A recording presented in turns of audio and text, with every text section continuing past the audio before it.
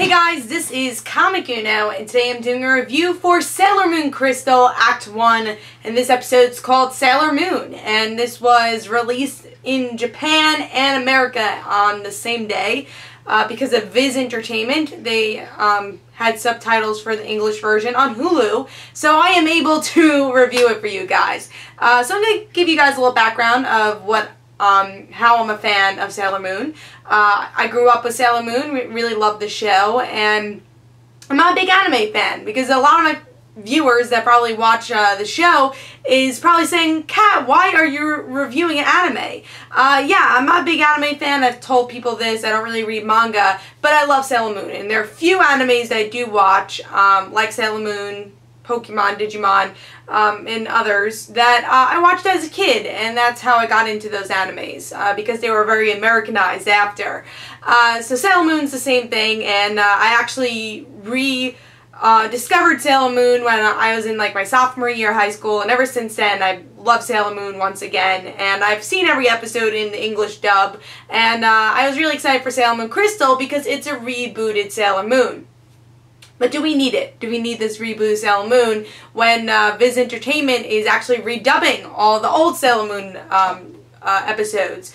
And we know that the old Sailor Moon English version was very censored, so they're gonna make in the old 90s cartoon, they're gonna make a dub just for the uncensored version for Sailor Moon. So the actual stories that went on in that anime. And now with this new rebooted Sailor Moon, it's pretty much the same story, but I think it's following a little bit more with the manga. So let's talk about this episode of Sailor Moon, now that I introduced it. So with this episode, of course, we get to see Serena. Who is she? Serena is a crybaby. She loves food, and she's failing in English, so she's not a great student. She likes being lazy, but she has a pretty good family. You can tell that, but her family is not as rich as her friend's family, which I'm going to call Molly for now. I know that's the American version's name. And also Usagi is the Japanese version of Serena. So if I call her Serena, that's because I'm more used to the English dub. I will be using the Japanese names as these reviews go on. But you'll learn a little bit more about Usagi and who her character is, and she meets this cat, Luna. And Luna gives her this brooch that gives her powers. And we know in this universe Sailor V actually still exists. And there's a mention of Sailor V in the first episode. And she is the superhero that's in Tokyo. And Sailor Moon has now become the new type Sailor V. And people are learning about Sailor Moon and how she's becoming this superhero that everyone knows in Tokyo, especially her friends in her public school. So what is different with this version compared to the 90s version?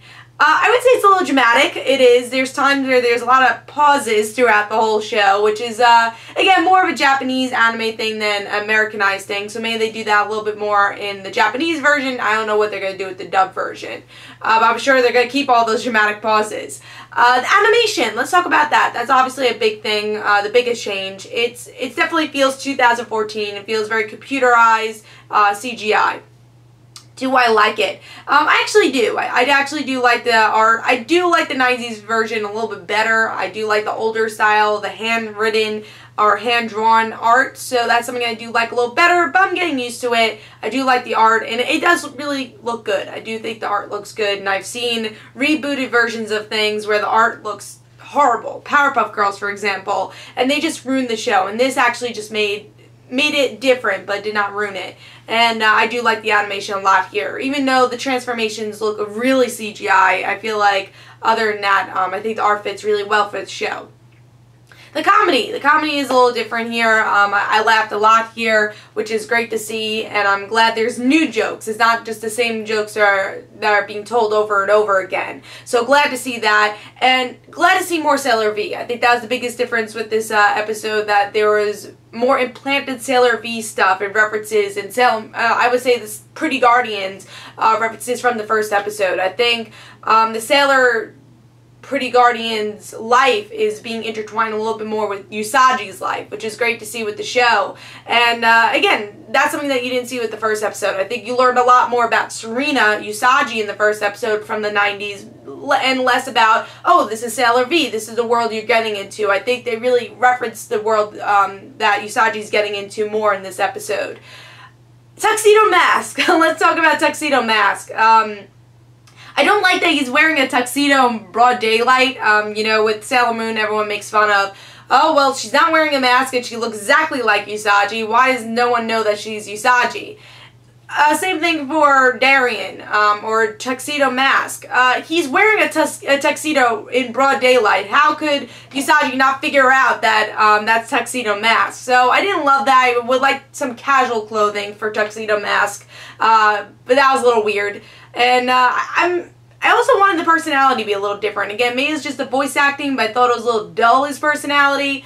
So I'm hoping his personality will be like the Darien or Tuxedo Mask we always know. I think that might just be the voice acting, though. It's just different from the dub version to a subtitle version. So that's just my feeling on Tuxedo Mask. But looking forward overall to the little changes they made here. I hope, honestly, they make some big changes.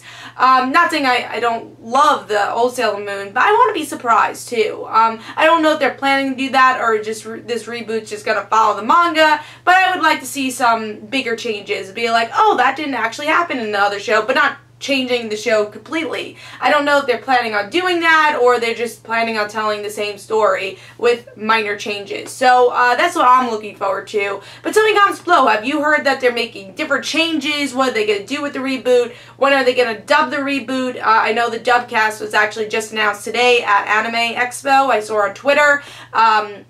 So for the Blu-ray, we'll have that dub cast, and also for this Sailor Moon Crystal, we'll have that dub cast.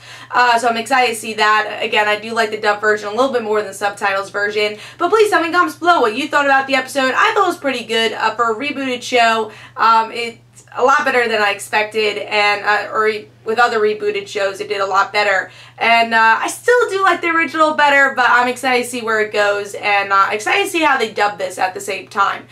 So tell me in the comments below what you thought, and this is Comic Uno. Guys, don't forget to follow me on Twitter for Comic Uno and the Random Situations, and don't forget to like my Facebook page, and tell me in the comments if you want me to review more Sailor Moon Crystal. I think it comes out like every 2 times a month. I don't know. So you gotta tell me the schedule how that comes out also. So I hope you guys enjoyed, and I will see you guys later.